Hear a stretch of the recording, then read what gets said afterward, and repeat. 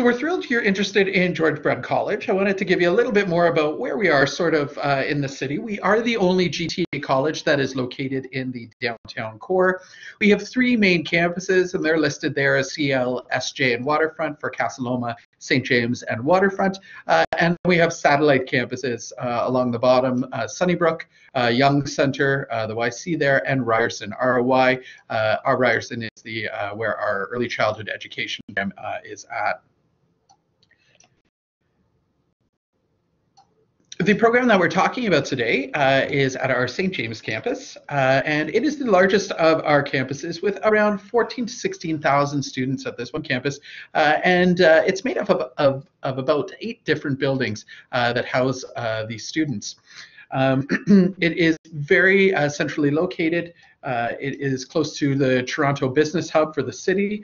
It's only about a 10-minute walk from King Station, very close to St. Lawrence Market, Eaton Centre, and a short walk or transit ride to many of the sports arenas that we have downtown. So lots to do, lots to see, certainly when you're not in class here at George Brown. On top of supporting you with your classes and your academics, there's a ton of services as well as a very robust student life here at the college, from new student orientations to our campus bookstores, athletics, student-friendly spaces, everything you need to be successful. We will have something here for you when you start at the college. So of course you guys are here for the main show, which is some discussion on the project management program. And at this point, I'm going to turn it over to Joe Friedman. Thanks, Adam. Glad to be here today. So I'm here to talk about the Project Management Graduate Certificate Program here at George Brown. And just to kind of differentiate, the Graduate Certificate Program is geared towards people who already, for the most part, have a post-secondary degree. So either a college or university degree.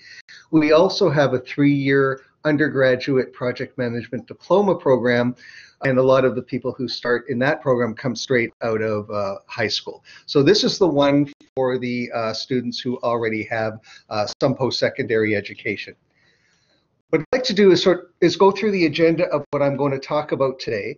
I'm making no assumptions that anybody has any project management experience or knowledge, so I'll do a quick slide on what project management and projects are. I then will talk a little bit about the global demand for project managers. What you'll see is this is definitely a growing profession. I'll then shift over to the admission requirements for gaining admission to the Graduate Certificate Project Management Program here at the college. I'll then talk a little bit about some of the key competencies, so things that project managers need to do well. It won't be an exhaustive list, but it'll be a few that I think are important and will lead into the overview of the courses that we teach in the program. So hopefully you can see the link between the competencies and what we teach over the course of the 8-month program.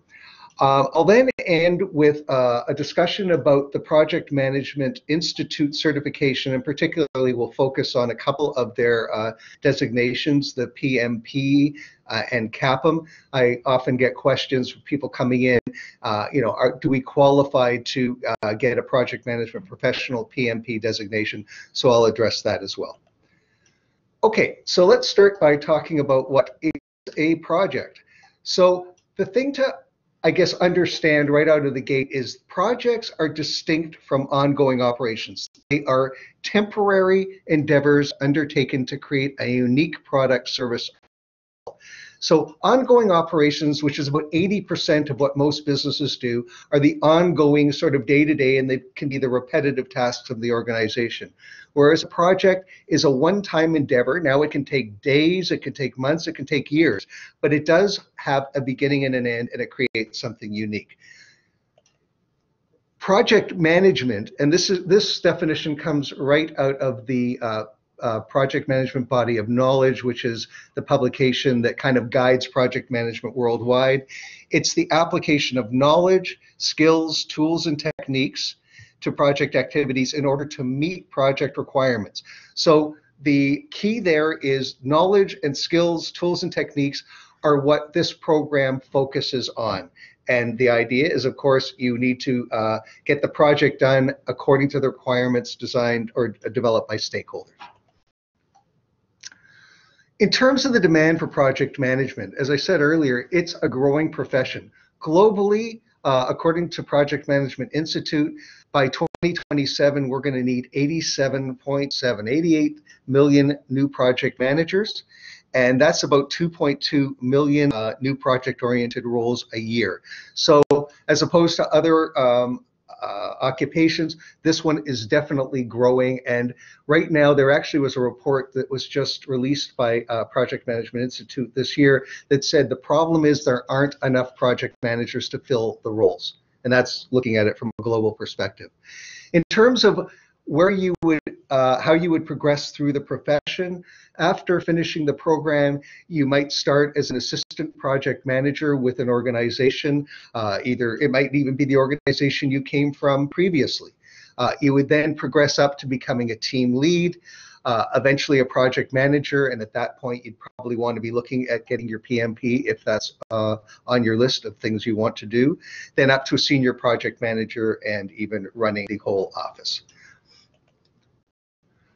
In terms of the where project managers are required, the list that you're seeing on this slide is not even a full list. Really, the challenge would be trying to figure out where occupations where there is no project management required, because I can't think of any. So virtually any occupation that you have or will have in the future has project work going on. I'll just give you one little example. If an organization needed to improve or even develop a new payroll system, something kind of as simple as that would be a project. So beyond projects like building bridges or rock to the moon or whatever else, a lot of what organizations need to function come from projects. In terms of the admission requirements for the B14, which is the graduate certificate program, so you would need to have a college advanced diploma, so a 3-year diploma or a bachelor's degree or demonstrated relevant work experience.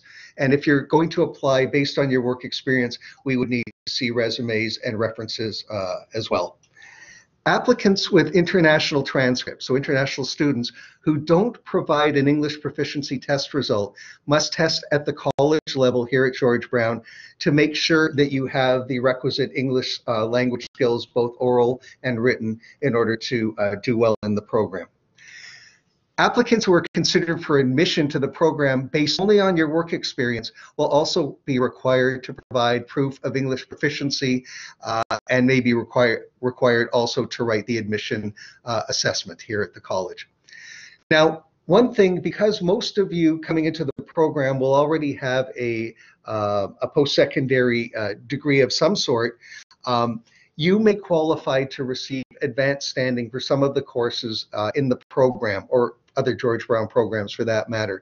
And to find out about that, there's a link, georgebrown.ca/transfer guide, which you can check out for more information on getting advanced standing. Okay, next thing I want to talk about is the competencies of a project manager. And again, there are at least 9 that Project Management Institute has identified. I'm going to talk about 3. A competency is basically the ability to do something efficiently or effectively, sorry. So 3 of the top competencies for a project manager. The first one is technical. So it's the ability to apply certain tools and techniques specific to managing projects. So they are tools and techniques for defining what a project includes. That's called the scope. What's in the scope? What's the scope? Preparing project plans. They can be quite detailed. You might use software to do that as well. Assessing project risks, budgets, things like that. So the course definitely focuses in on those areas. And as you see, we'll look at some of the courses that focus directly on that. The second part of project management is the management part. So whether you're managing projects or you're managing any other endeavor in a business and organization, you have to have the generic people management skills that allow you to manage efficiently. So there are things like leadership, the ability to coach and mentor your employees or your team members, to manage conflict and understand the politics of the organization. That's huge. So knowing, how to navigate the political environment. And kind of related to that, there's also personal skills. So I like to say to my students, project managers need to be the calmest people in the room.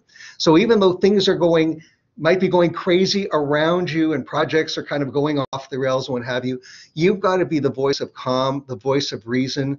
You've got to be able to listen really, really well to what's going on around you, team and stakeholders are saying, and you've got to stay positive through all of that.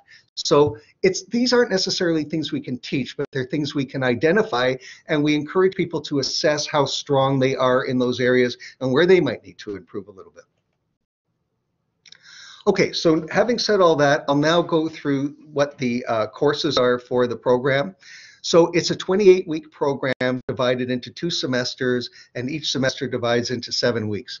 So in the first 7 weeks, there's 4 courses. So scope and quality management, again, they're the ones that teach you how to scope a project, decide what's included in a project, and how we measure quality. The project can be build a house, and a house can be a one-room shack or it can be a palace. So the quality is different. The project's the same, the quality is different. That's a 7-week course that goes 6 hours a week. We also do risk management. All projects have risks associated, so identifying those risks and knowing how to respond to them is really important. And in the risk course, we also do a section actually at the beginning, which is an introduction to project management. So again, you don't have to have project management knowledge to come into the program. We cover that in the risk course. We also have 2 courses that go 14 weeks that start in the first semester. One is organizational behavior. So again, it's understanding really the softer skills, some of the second and third competency we talked about in the last slide. And we've, over time, really created that course to be much more project management related. So you could almost call it organizational behavior for project managers. And then the 4th course is an agile project management course. And the world of project management really divides into 2 types of project management. The more traditional type is called waterfall, and that's where, just to be very simplistic here, you plan a project first and then you implement it. And that works well when you can envision what the project or product might look like at the beginning of your planning cycle. But coming out of IT specifically, a newer type of project management has evolved called Agile. And what it recognizes is if you're developing a piece of software, you may not know by the time you finish the software what it's going to look like. So what you do is you develop a piece at a time, you test it, and then based on that, you create the next iteration and you build it a piece at a time. Because there's more and more going on out in the working world, we wanted to obviously have a course that deals with Agile as well. In the second 7 weeks of the first semester, we will continue to have the organizational behavior course because it's going to be the second 7 weeks. We then will have a new course in time and cost management. So that's basically how you create a project schedule and a project budget. We'll continue on with the Agile course, the second 7 weeks of that. And then there's a course called Project Planning and Client Management. It's a course that kind of divides into half. So the project planning part teaches you how to use a piece of software called Microsoft Project, which is one of the project management tools, but probably still the most used in the project management world. And then the second half of that course, you start to work on an actual real world project with a client. So you'll be developing what's called a project charter during that course. So now we flip over to semester 2, and the first 7 weeks is just what I was talking about. All students in the course are placed on a real world project with a real world client, and they'll either be planning and or implementing projects for that client. And we can talk a little bit more about that in a couple of minutes. There's also a course called Successful Project Manager, and that really is exactly what it sounds like. It looks at what are the key attributes. It looks at a little more detail of what makes project managers successful and where they run into problems and how you avoid doing those. So that's a 14-week course over the second semester.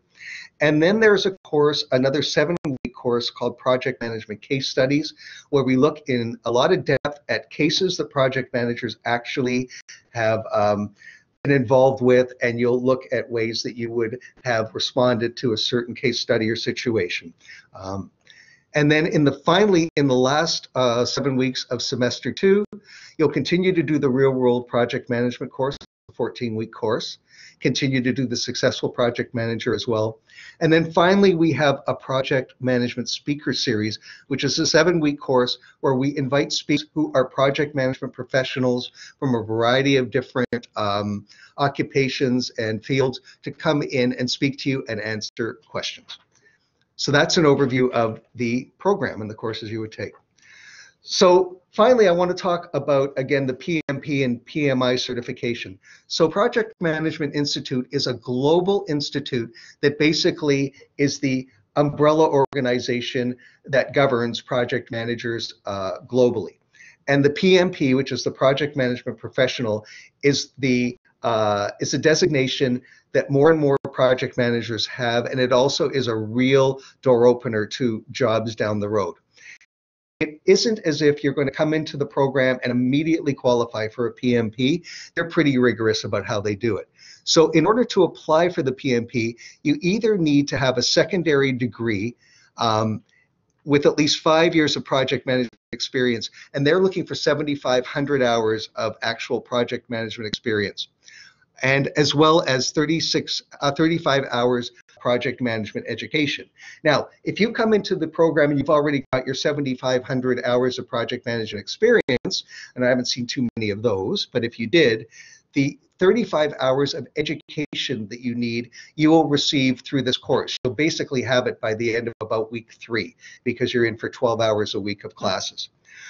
So there's an or here. So if you have a 4-year bachelor's degree or equivalent, the amount of hours that you need to qualify for the PMP drops to 4,500 hours. You still need the 30 hours of education, again, which you'll still get by about week 3 of the program. Now, given that most people coming into the program won't have the requisites to do a PMP, there is an entry-level certificate called a Certified Associate in Project Management, a CAPM. And the CAPM is basically something that students in our course often go and write fairly soon after they come in. So to apply for the CAPM, you need to either have a secondary high school diploma and 1,500 hours of project experience, or, and this would probably relate to more of people coming into the program, 23 hours of project management education by the time you write the exam. Well, you'll have 23 hours by the end of week 2 of the program, because you got 12 hours a week. So by the end of week 2, quite a few of our students will write the CAPM. And the CAPM is 150 multiple choice questions. Last thing I want to say is that although the program, the B-Team Graduate Certificate Program in Project Management, it is not a preparation course for writing your PMP or your CAPM per se. The exams for the PMP and the CAPM do draw on materials from the Project Management Body of Knowledge, otherwise called PMBOK. The courses that we deliver through this program are also based on PMBOK. So the B415 program will assist you in obtaining information that you will need to eventually write either the CAPM or, more importantly, the PMP, because the concepts are directly related. So by the time you finish the 8-month program, you will already have a head start in terms of being prepared to write the PMP. And with that, that's the conclusion of my presentation, and I'd be happy to answer any questions you may have.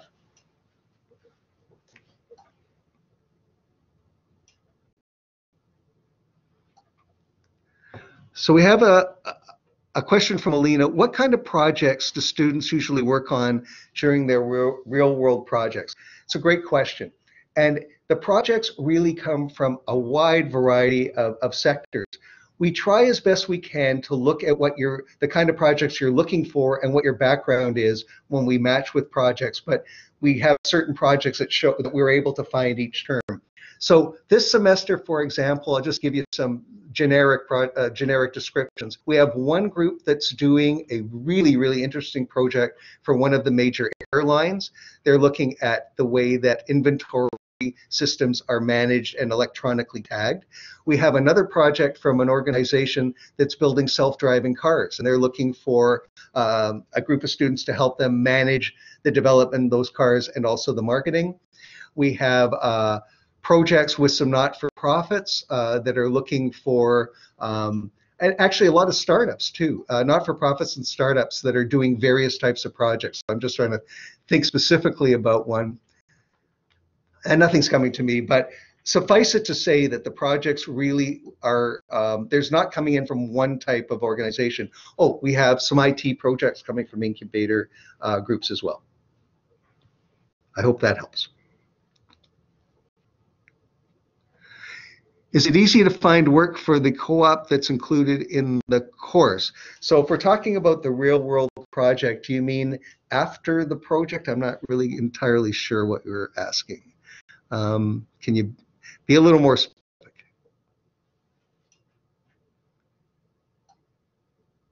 I'll say something about where people go from the program as best as I can. I try to stay in touch with my students if they're willing to stay in touch with me. So I get email addresses from students if they're willing to give them to me. And occasionally we check in back and forth. And it seems to me that typically the students I'm talking to, and I don't know if they're a selected group of self-selected group of students or not, they seem within about 9 months, give or take, to be getting back to me saying they're often finding work. Sometimes it's directly related to where they want to be. Sometimes it's a little off to the side. But one of the things we have found is people who do very well in the real world projects, easy for me to say, have found employment in the project. So we even had a couple of students who got full-time offers from the real world projects before they graduated. Anybody else? Is there a practice semester included in the course? The program doesn't have a co-op work term in the program, but the second semester does contain a lot of project work. Anybody else? Oh, we've got Andrews coming in. You're welcome. Let's think. Okay. Should we see if there's anybody else coming in? For full details, so yeah, for full details of the program, there is a program webpage, which is georgebrown.ca/B415. You can contact us. The slide is up. I'm at joe.friedman@georgebrown.ca. And the program coordinator, who is Mark Simpson, is at msimpson@georgebrown.ca. And there's also a survey that you'll be receiving, so I encourage you to please complete the survey. So we would appreciate to fill out the short online survey about the webinar, and there is a link that's coming your way.